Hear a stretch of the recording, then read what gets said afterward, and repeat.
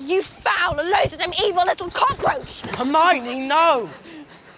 He's not worth it. Welcome to Watch Mojo, and today we're counting down our picks for the top 10 times movie jerks celebrated too early. Oh, and Catherine, make sure my acquisition of that gym goes smoothly. They're up to something over there.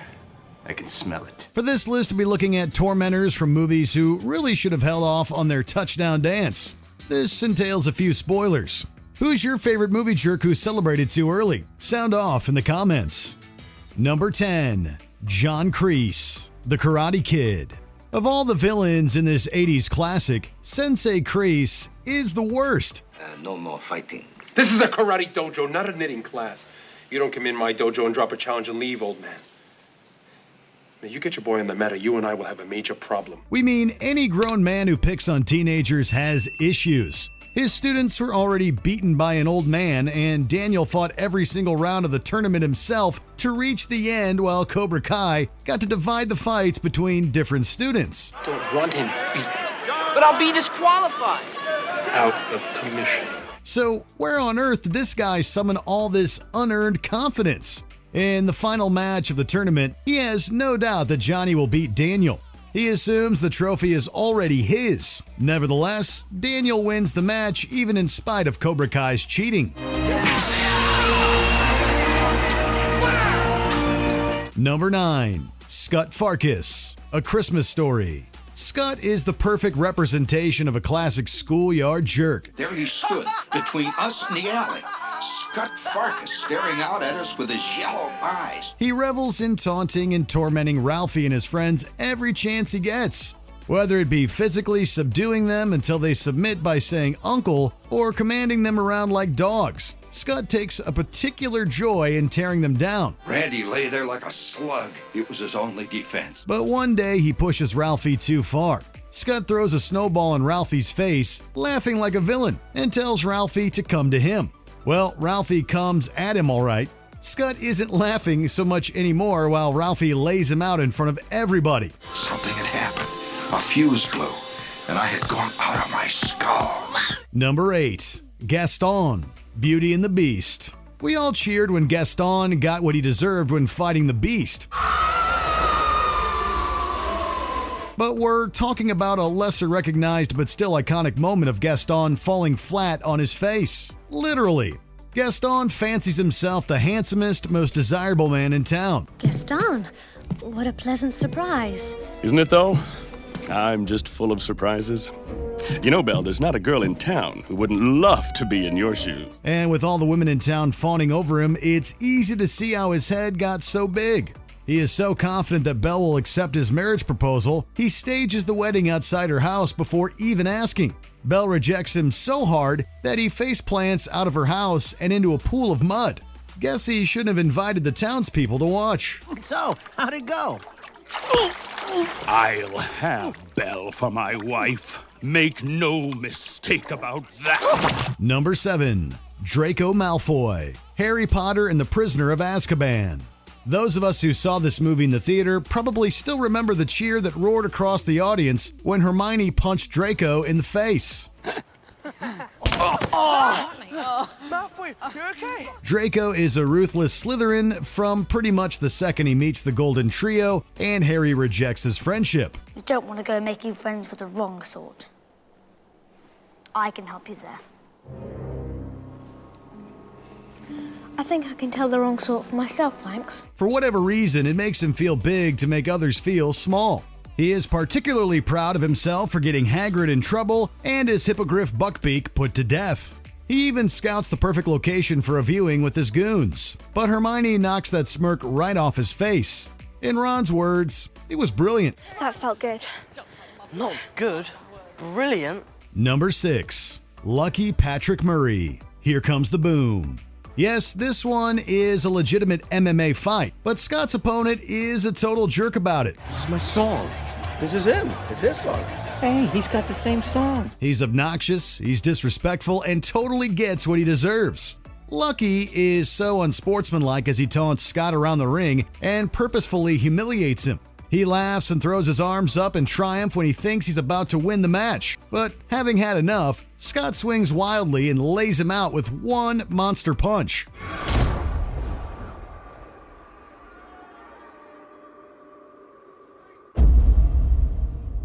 And to add insult to injury, Scott Ralphs up his applesauce all over the guy. Maybe next time he'll think twice about celebrating before the match is over. Hey man, great fight. Number 5. Regina George. Mean Girls. Regina George is a mean girl to her own friends. She strategically manipulates and puts them down in order to stay on top. You're like really pretty. Thank you. So you agree? What? You think you're really pretty? Oh, I don't know. She even keeps a book full of insults about peers and faculty. And for whatever reason, everyone still loves her. She's the queen bee, the star. Those other two are just her little workers. Regina George. How do I even begin to explain Regina George? But when she starts to lose that power, she makes her most maniacal move of all and spreads the burn book pages throughout the school. She stands smiling as she watches chaos ensue.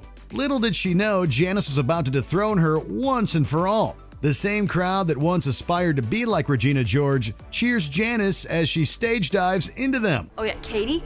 You know my friend Katie. She made out with Regina's boyfriend and then convinced him to break up with her. Oh God, and we gave you foot cream instead of face wash. God, I am so sorry, Regina. Forget about the burn book. Janice wins Burn of the Century.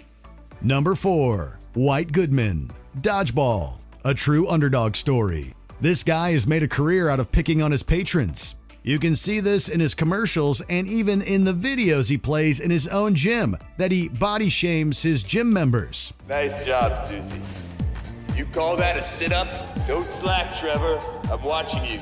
There's a good energy in the gym. It is one thing when White decides to buy Average Joe's after it is in foreclosure. But when Peter and his friends are just trying to save their gym by competing in dodgeball, White joins the tournament with the sole purpose of keeping them under his thumb. I'll let you have your little moment, LaFleur.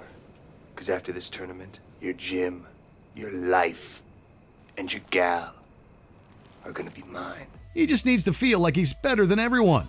In the final face-off between him and Peter, White goes off on this super condescending speech only to be nailed right in the face by a blindfolded Peter. Air Goodman coming at ya.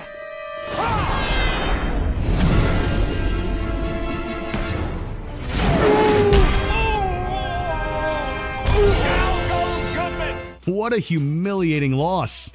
Number 3. The Stepsisters. Cinderella. This one is the definition of celebrating too early. May I try it on? Oh, pay no attention to her. It's only Cinderella. Scullery. From the kitchen. It's ridiculous. Impossible. She's out of her mind. Yes. They give it the old college try, but both of the stepsisters, Drizella and Anastasia, embarrass themselves trying to fit into the glass slipper. Anastasia tries to hide her much larger foot under her dress, but she's not fooling anyone. There. I knew it was my slipper. Oh, it's exactly my size. I always wear the same size. As soon as I saw it, I said, oh. Drizella actually has everyone believing her for a moment, but anyone can see that the shoe is struggling to not explode off her foot as she screams with joy that it in fact fits. Who was she kidding? That thing shoots off her giant foot like a bullet from a gun. They'll make it fit. There. It fits. It fits? Number 2. Fred O'Banion, Dazed and Confused. There are school jerks, and then there's this guy. Y'all are an embarrassment to the sport of pool, and you should be proud that I even let you play at my table. It's a tradition for the new seniors to haze the incoming freshmen by way of paddling. But Fred takes a particular joy in welcoming the new students, Mitch and Carl, to the high school. Nice try, freshman. Tell you what, for being such brave little kids, I'm only going to give each of you 5 licks. Okay? All right, grab a pole then, kid. Let's get going. After the initial beating, the battle between O'Banion and Mitch and his friends goes back and forth a bit, but it's the freshman that gets the final word.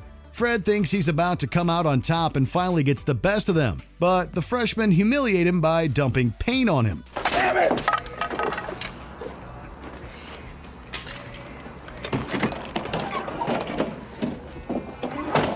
Before we continue, be sure to subscribe to our channel and ring the bell to get notified about our latest videos. You have the option to be notified for occasional videos or all of them. If you're on your phone, make sure you go into your settings and switch on notifications. Number 1. Buford Mad Dog Tannen, Back to the Future Part 3. In any timeline, Biff, or whatever past or future counterpart of him is present, always thinks he's got Marty and his parents beat. You realize what would happen if I hand in my homework in your handwriting? I'll get kicked out of school. You wouldn't want that to happen, would you? Whether it be in a hoverboard chase, an old western shootout, or a good old-fashioned high school fistfight, he is always knocked down a peg. We're giving ancestor Buford Tannen the specific shout-out here because he had it worst of all. From now on, you better be looking behind you when you walk, because one day you're gonna get a bullet in your back. 1955 Biff got walloped and a face full of manure, while 2015's Griff got arrested. Buford got all of the above.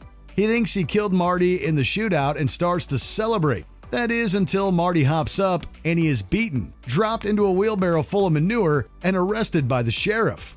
The hat trick.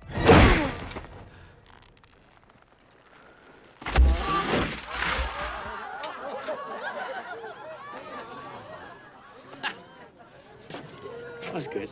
Did you enjoy this video? Check out these other clips from WatchMojo and be sure to subscribe and ring the bell to be notified about our latest videos.